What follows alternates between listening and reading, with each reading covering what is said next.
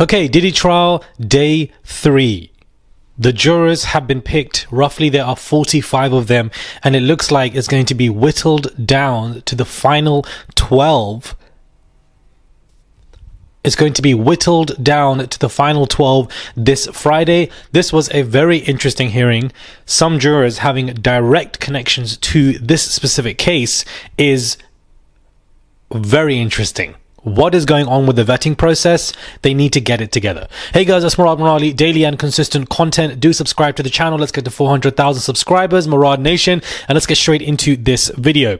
So they have reached 45 jurors in the pool, and via court reporter Inner City Press, he has described that the vibe has been that jurors want to be in the jury. They've been downplaying events heavily, downplaying what they've been seeing via Diddy. Once again, jurors are saying the same thing. Again, showing how high profile this case is. For example, there was even a juror in the United Nations who sets up conferences, and he sat there downplaying his connections to law enforcement heavily to show that he is eager to be on.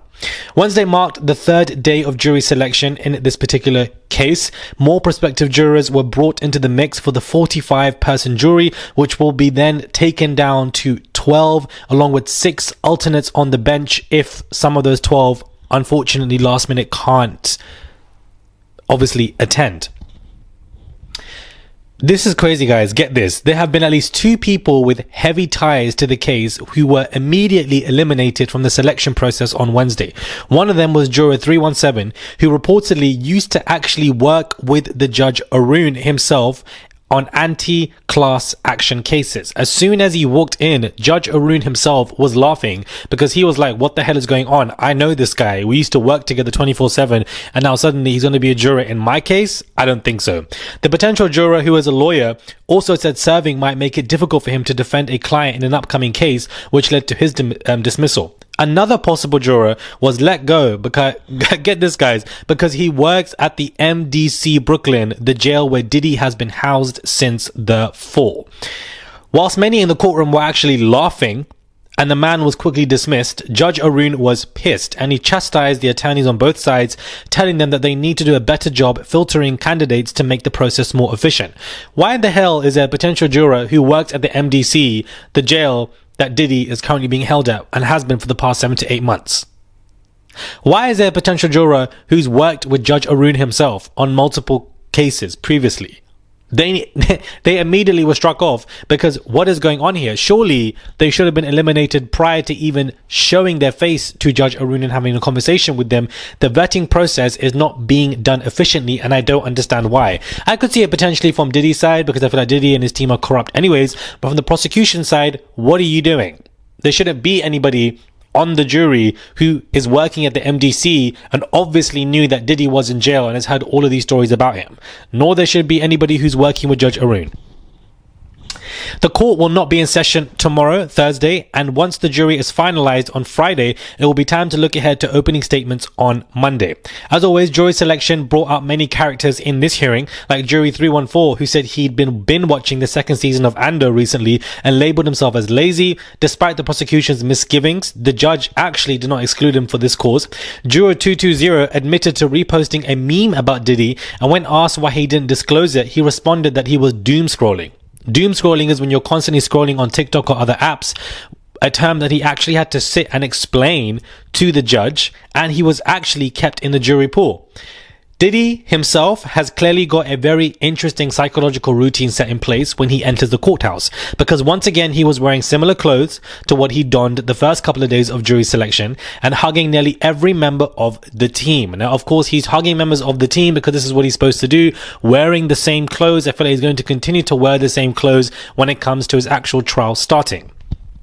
So again, corruptive, links to the case directly. Now, of course, this could be purely by chance, but at the same time, it is obviously quite odd as to why there are these connections. And, of course, they're being dismissed quite quickly, and I'm glad that that is happening. So we're going to be waiting till Friday to find out who the jurors are actually going to be. They've got 45 as of right now. They're not going to be looking at a different city or location for, retrialing this whole situation with the jurors. Again, the jurors were having conversations of their own SA, many of them discussing that they've seen Diddy online. So this case is just extremely high profile.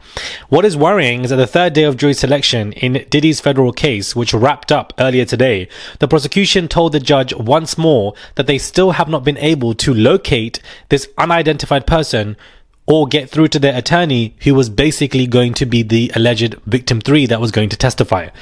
The prosecution, led by Maureen Comey, admitted Monday, as we know, that victim 3 does not live near New York City, and try as they might, they're worried about getting her to show up in person. Even if she's subpoenaed, prosecutors told the court they're not sure she will show up. Diddy's team asked the judge to tell prosecution they needed to share their plan as it pertains to victim 3 with the defense as soon as possible by the end of the week. And the judge pushed prosecutors to make every effort to contact this woman and her attorney. Either she's missing, either she's done a runner and is scared, somebody has given her a large amount of cash. I would not be surprised. I think the idea of her having cold feet is just too easy to believe, because she's gotten this far to only come this far. It doesn't make any sense. I do feel like Diddy and his team have tangled webs all around New York, and of course they definitely have gotten their people to come up to these witnesses and basically say, here is a fat amount of cash, take this, and refuse to be testifying in this trial. The less victims, the stronger Diddy's case is going to be. So for the fact that prosecution still cannot locate where this woman is, cannot contact her, can also not contact her attorney, is very bizarre. If they were able to contact her attorney and the attorney stated she doesn't want to do this anymore, okay, cool, it makes sense, unfortunate, it is what it is. But for the fact that the attorney cannot be contacted themselves is so bizarre to me, that she is still missing at this moment because they can't even find her location. Somebody has gotten to this person, and I wouldn't be surprised if they would get to the other victims as well, bar Cassie, because she's too high profile in this case. So I feel like there is some corruption going on. Always with cases like this, there's always going to be some kind of corruption. It would be too naive, to believe that, she just got cold feet last minute and just got scared, because then she would have been told that. She would have told the prosecution that. It would have been an unfortunate scenario, but what could prosecution do? Somebody's gotten to her and said, be quiet, run away, go to an undisclosed location until the trial is over. Here, take 10 million. Here, take 5 million and run. And some of these people would take the money because, they don't want to deal with the trauma of going through all of this and even seeing Diddy's face, and then it might not go their way, and then unfortunately they've got people on their back. It's very believable to me.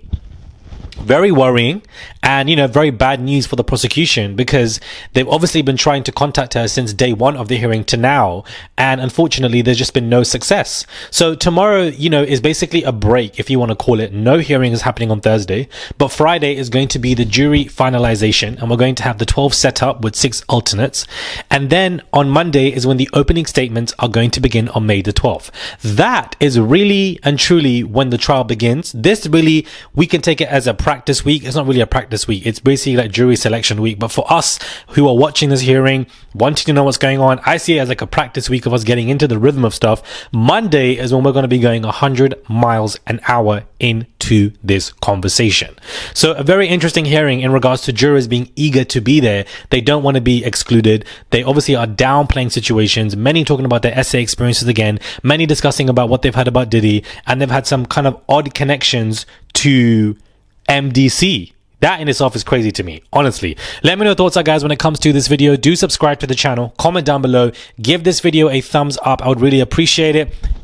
Let's get to 400,000 subscribers. It's just one click. If you're watching this video and you have not subscribed, welcome to the channel. You are welcomed here. Gather a seat, subscribe, click the notifications bell for these daily trial reviews. Another trial review will be coming out this Friday.